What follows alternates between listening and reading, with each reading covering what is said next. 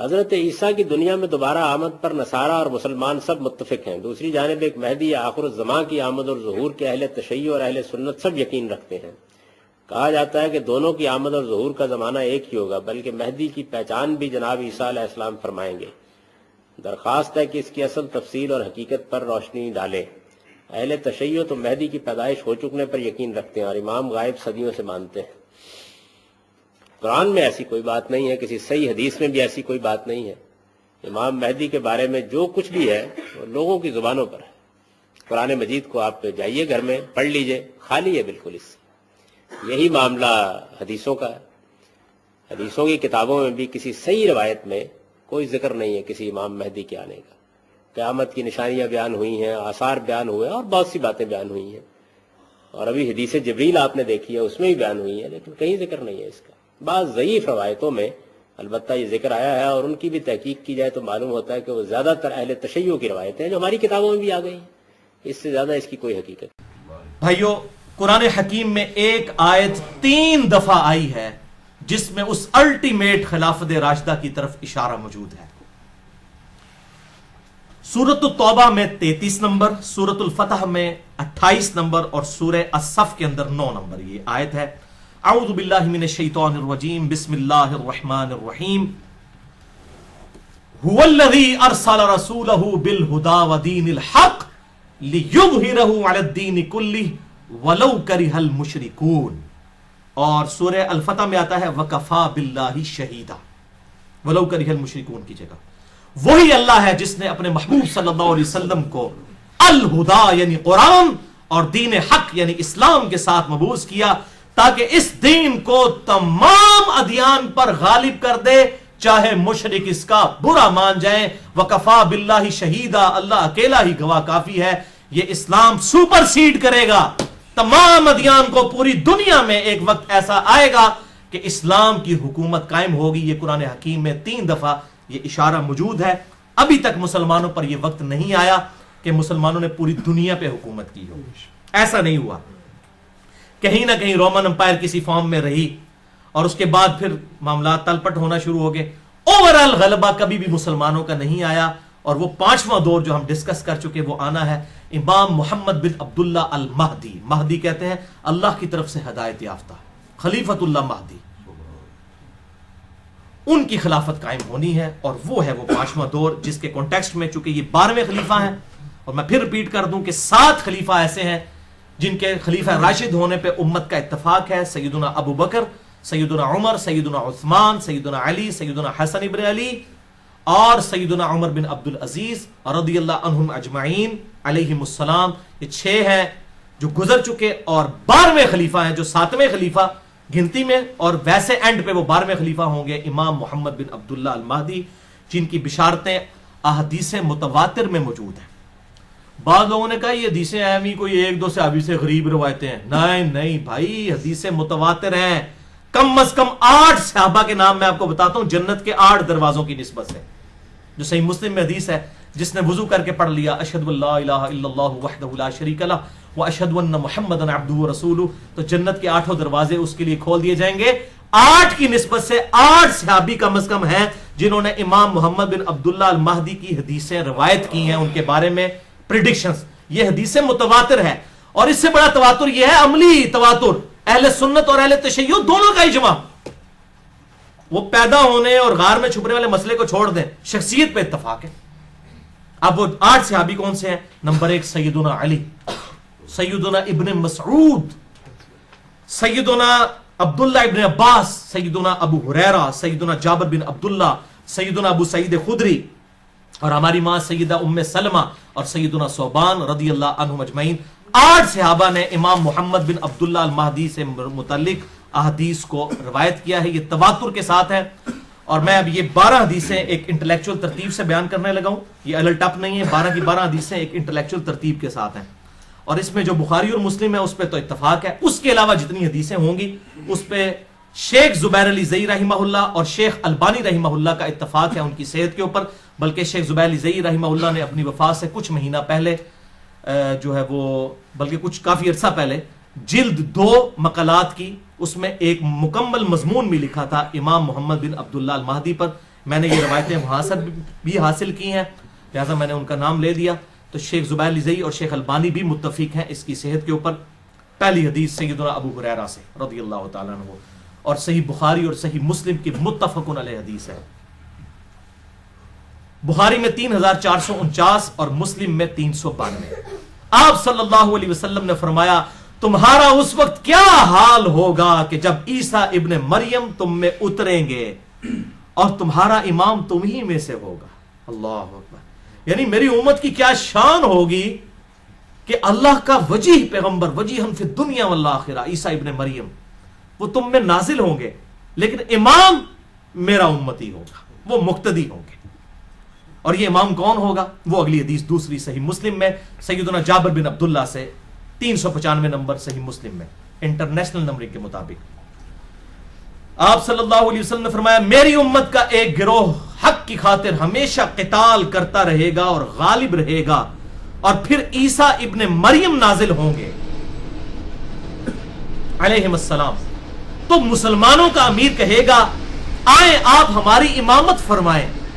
آپ اللہ کے پیغمبر ہیں، ظاہر پیغمبری کو چھینی تو نہیں ہوگی، امتی بن کے آئیں گے لیکن پیغمبر بھی ہوں گے اللہ کے.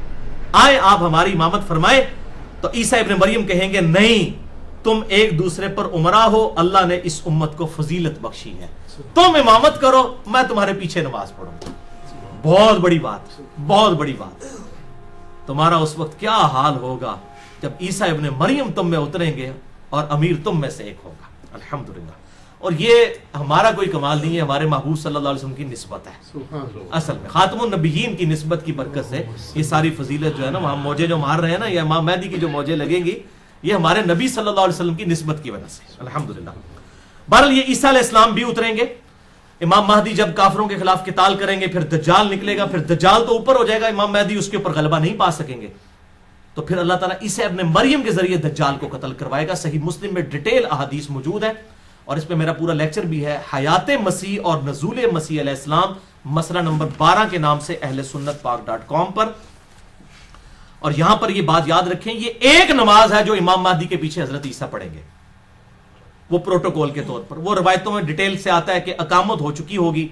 صحیح مسلم میں آتا ہے کہ 2 فرشتوں کے سہارے زرد کپڑے پہنے ہوئے، زرد رنگ کی تہمت اور اوپر زرد رنگ کی چادر پہنے ہوئے، 2 فرشتوں کے کنارے جو ہے وہ پروں پر ہاتھ رکھے ہوئے عیسیٰ ابن مریم جامعہ دمشق شام کے اندر اتریں گے، مسجد کے مینار کے اوپر. یہ صحیح مسلم میں موجود ہے. اور پھر جب وہ حرم تک پہنچیں گے تو اس وقت اقامت ہو چکی ہوگی اور امام اپنے مصلی پر ہوگا. تو پھر عیسیٰ ابن مریم ریگارڈ کریں گے کہ تم اب اقامت چونکہ تمہارے لیے ہوئی ہے، اب نماز تم نے پڑھانی ہے. لیکن اس کے بعد پھر حضرت عیسیٰ علیہ السلام مسلمانوں کے لیڈر ہوں گے. امام مہدی پھر بیک فٹ پہ چلے جائیں گے، کیونکہ ظاہر عیسیٰ ابن مریم کے ہوتے ہوئے تو کوئی شخص پھر اس طریقے سے امارت نہیں سنبھال سکتا. اور یہ اللہ تعالیٰ کی طرف سے غیبی مدد آئے گی کہ امام مہدی جو ہیں وہ دجال پر غلبہ نہیں پا سکیں گے. تو وہ حضرت عیسیٰ علیہ السلام جہاں جہاں جائیں گے ان کے سانس کی وجہ سے وہ نمک کی طرح پگھلے گا. صحیح مسلم میں آتا ہے مسئلہ نمبر 12، آپ سن لیں. بہرحال عیسیٰ علیہ السلام پھر مسلمانوں کی لیڈرشپ وہ سنبھالیں گے. اس کے ثبوت میں وہ حدیث ہے صحیح بخاری اور مسلم کی متفق علیہ حدیث. بخاری میں 3448 اور مسلم میں 3 طرق ہیں، 390، 91 اور 92.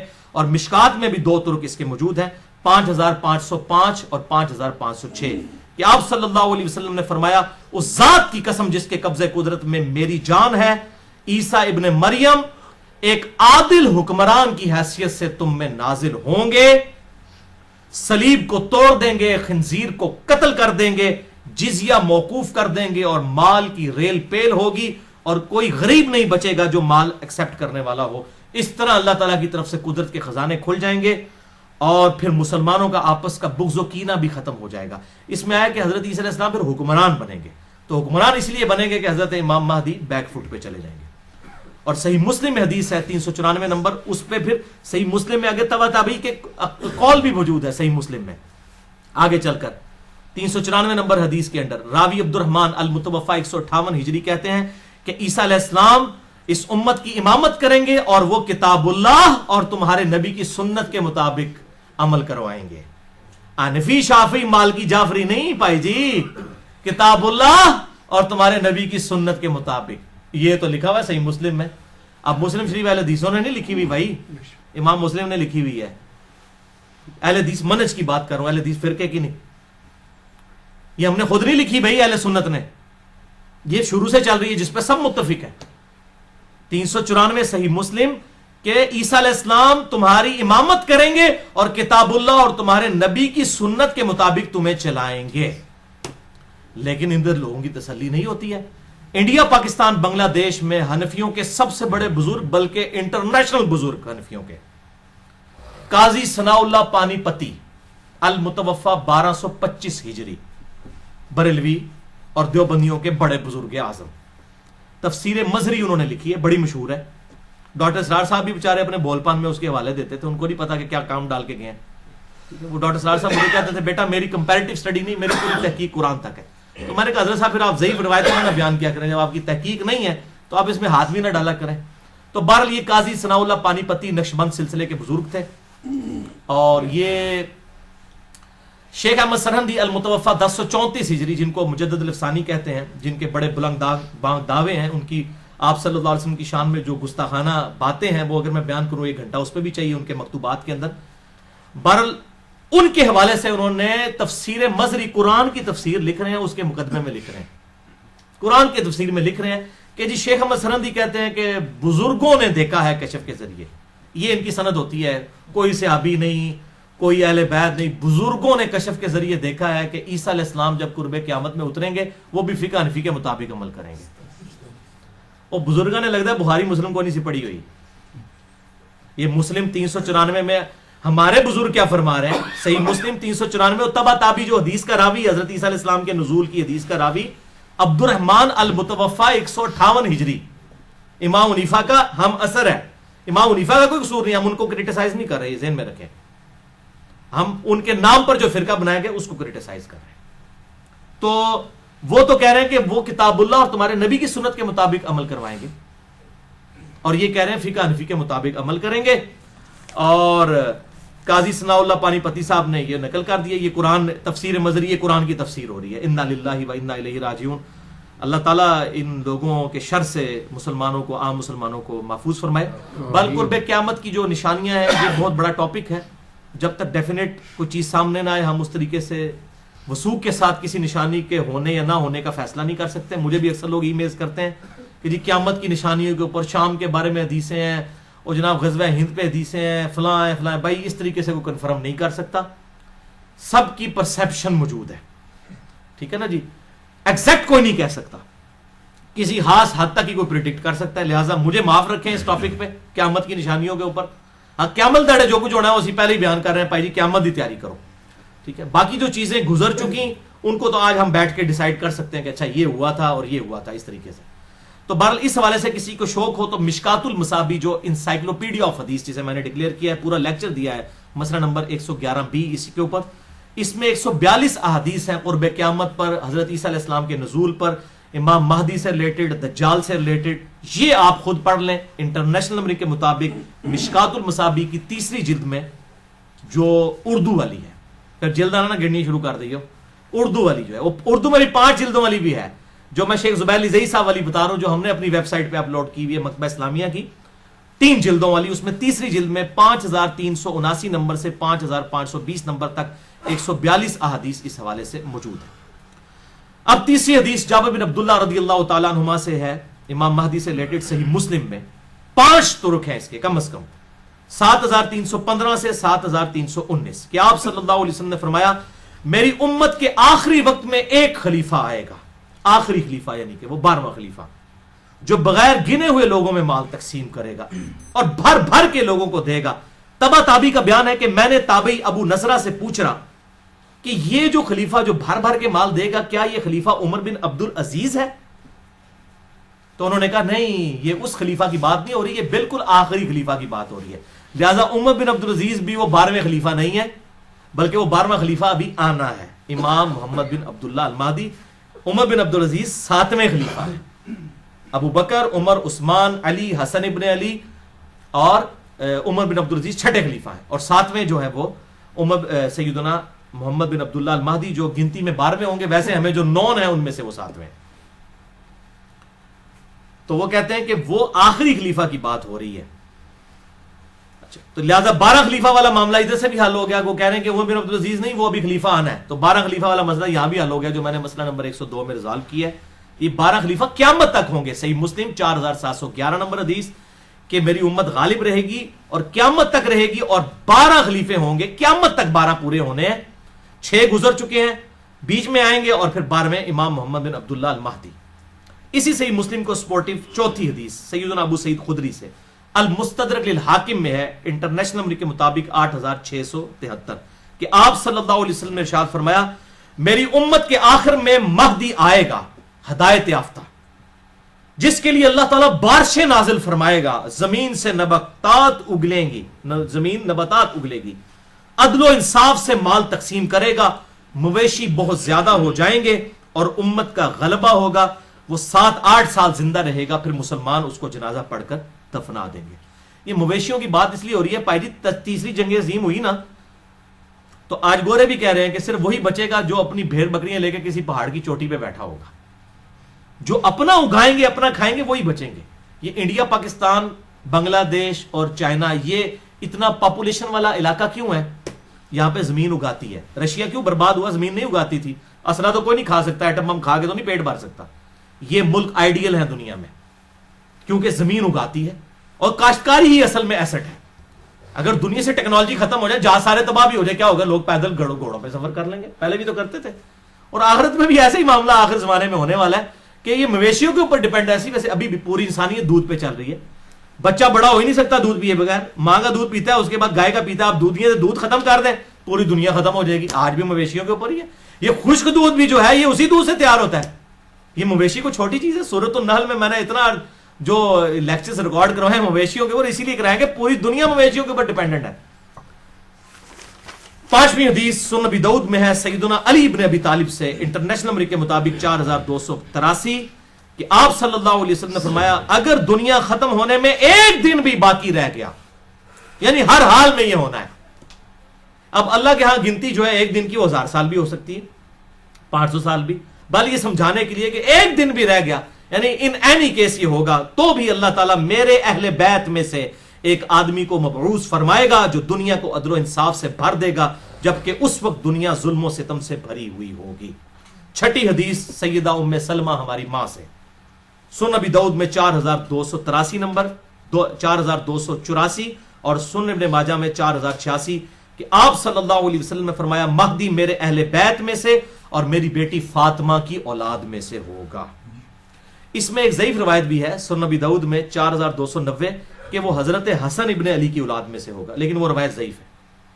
یہ اب نہیں پتا کہ حضرت حسین کی اولاد سے ہوگا یا حضرت حسن کی. بہرحال فاطمہ کا ذکر موجود ہے کیونکہ اس روایت میں ابو اسحاق مدلس ہے اور ان سے روایت کر رہے ہیں، اور ابو اسحاق کی سیدنا علی سے ملاقات بھی ثابت نہیں ہے، منقطع روایت بھی ہے.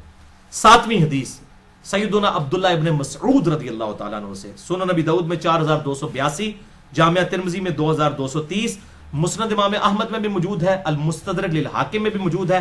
امام ذہبی نے بھی موافقت کی ہے کہ آپ صلی اللہ علیہ وسلم نے فرمایا، یہ مین حدیث ہے وہ، کہ دنیا اس وقت تک ختم نہیں ہوگی جب تک عربوں کا حاکم میرے اہل بیت میں سے نہ بن جائے ایک ایسا آدمی جس کا نام میرے نام پر ہوگا، یعنی محمد صلی اللہ علیہ وسلم علیہ السلام، اور اس کے والد کا نام میرے والد کے نام پر ہوگا، یعنی امام محمد بن عبداللہ المہدی.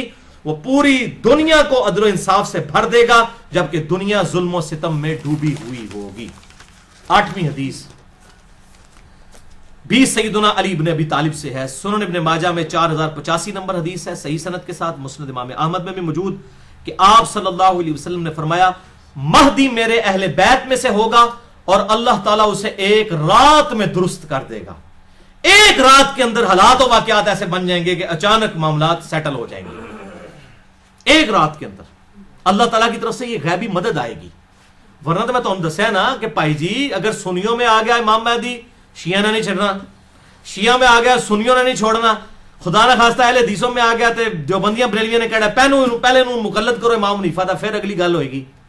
اور 500 امام مہدی ابھی تک قتل بھی ہو چکے ہیں، آپ کو پتا ہے، جھوٹے. تو یہ اسپیشل پروٹیکشن میں ہوگا، اسپیشل پروٹیکشن ہوگی. اور اس کو سپورٹیو ایک حدیث بھی ہے، 9ویں حدیث سیدہ ام سلمہ سے سنن ابی داؤد میں تو ضعیف سند کے ساتھ ہے، اور مسلم میں صحیح سند کے ساتھ ہے. میں ابو داؤد کی روایت بتاتا ہوں 4283. قتادہ کی تدلیس کی وجہ سے یہ روایت ضعیف ہے لیکن فٹ ان بیٹھتی ہے مسلم کی روایت میں کہ آپ صلی اللہ علیہ وسلم نے فرمایا کہ ایک بادشاہ کی موت کے وقت ایک آدمی مدینے سے نکل کر مکے میں آئے گا اور پناہ لے گا بیت اللہ میں.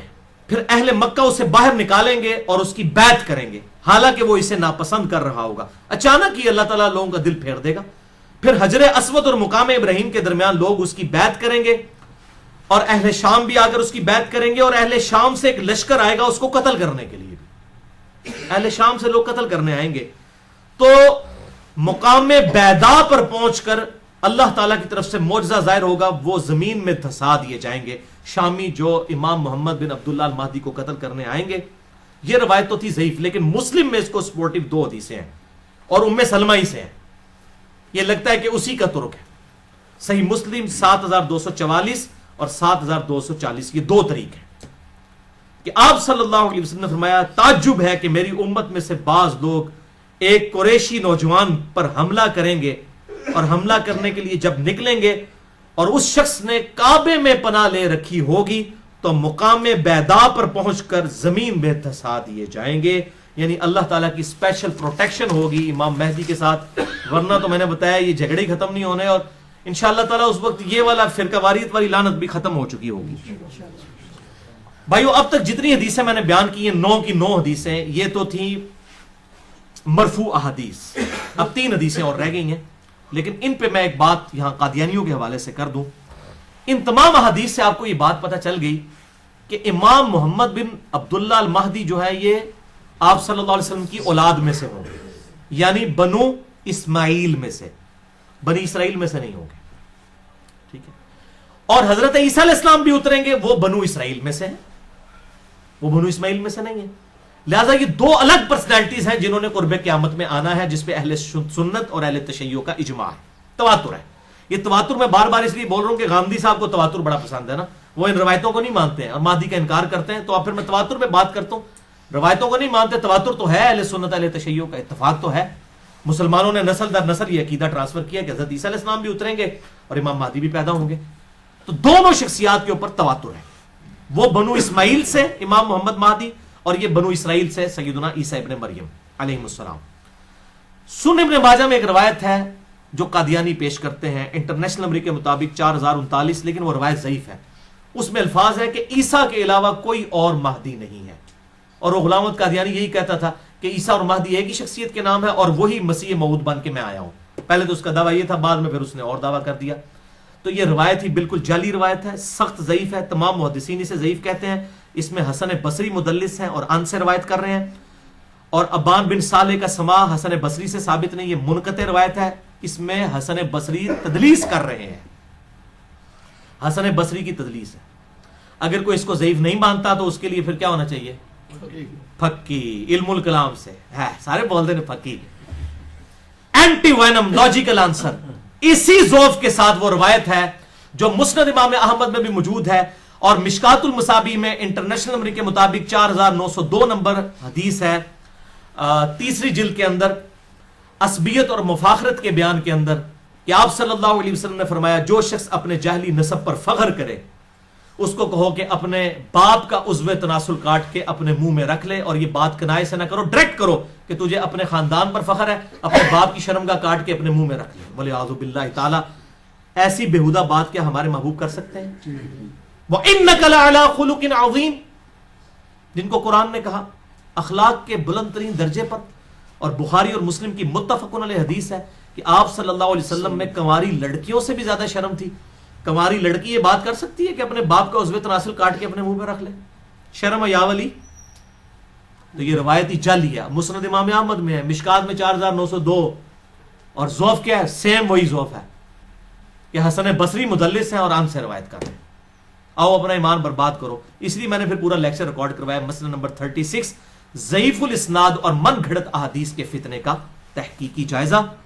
اور قادیانیوں کے حوالے سے 2 لیکچر میرے بڑے امپورٹنٹ ہیں. مسئلہ نمبر 12 حیات مسیح علیہ السلام اور نزول مسیح علیہ السلام, اور مسئلہ نمبر 40 ہے ختم نبوت کے اوپر خاتم اور خاتم کی جو بحث کرتے ہیں. اس حوالے سے وہ لیکچر آپ سن سکتے ہیں. اب آخری 3 حدیثیں موقوفاً ہیں آپ صلی اللہ علیہ وسلم کے صحابہ کے اقوال ہیں، اور صحابی جب کوئی غیبی خبر بتائے تو یہ انڈرسٹوڈ ہوتا ہے کہ نبی کے بتانے سے پتہ چلی ہے، صحابی کے پاس کوئی وحی نہیں آتی تھی، اسے حدیث موقوف کہتے ہیں۔ یہ تینوں حدیثیں غیبی خبریں۔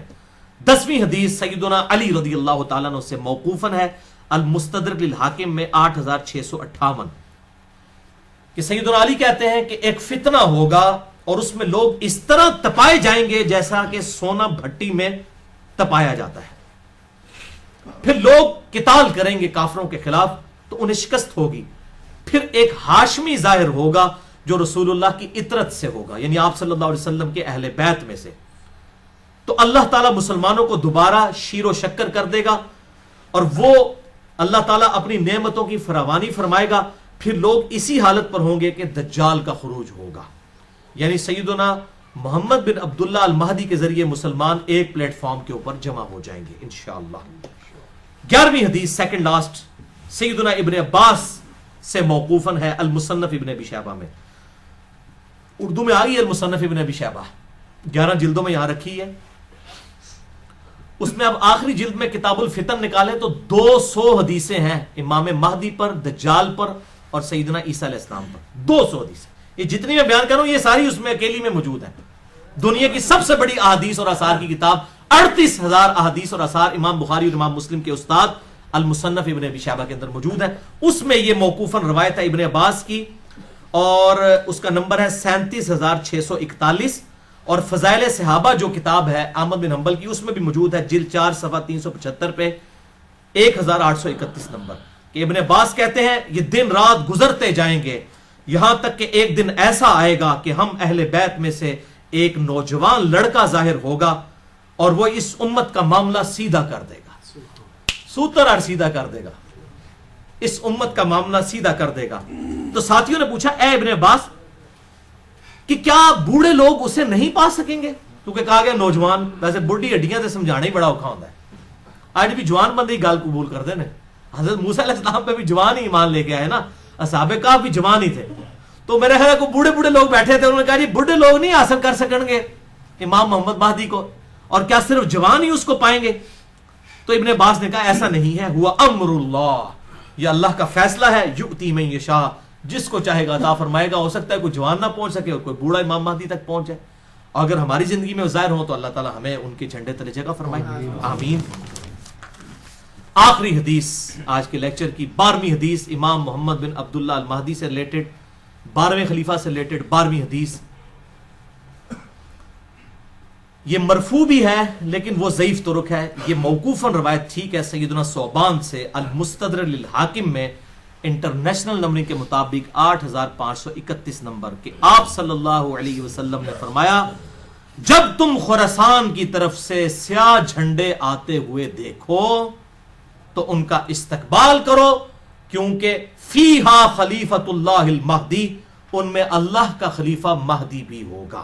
یہ موقوفاً ہے، سیدنا ثوبان کا قول، مرفوع ضعیف ہے لیکن ظاہر آپ صلی اللہ علیہ وسلم کے بتانے پر ہی موقوف ہے۔ یہ خراسان سے جب کالے جھنڈے آئیں گے تو ان کا استقبال کرنا، یعنی اہل عرب کو کہا گیا، ان میں خلیفۃ اللہ مہدی ہوں گے۔ اس سے یہ بات بھی پتہ چل گئی کہ یہ انقلاب جو ہے وہ عربیوں کے ذریعے نہیں آنا، اجمیوں کی طرف سے آنا ہے، کیونکہ خراسان تو یہ ایران، افغانستان اور رشیا، یہ پوری بیلٹ کو خراسان کہا جاتا ہے۔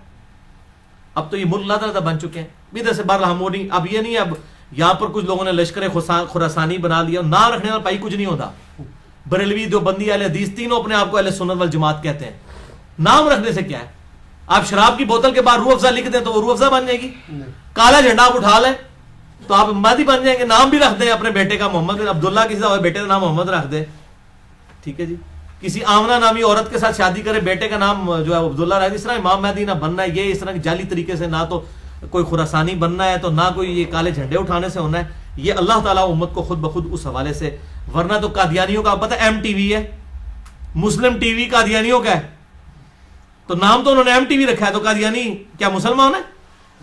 تو اس طریقے سے اگر کوئی لشکر خراسانی رکھ کے جو ہے وہ مسلمانوں کا قتل عام شروع کر دیتا ہے اور وہی کہتا ہے جی میں کوئی امام مہدی کے اس کے اوپر چل رہا ہوں، کالا جھنڈا بھی اٹھا لیا ہوا ہے، تو اس سے تو کچھ بھی نہیں بننا، یہ کالی پگڑی پہن کے تو نہیں کچھ بن جانا، یہ تو سارا میک اپ ہے، آپ کر لیں۔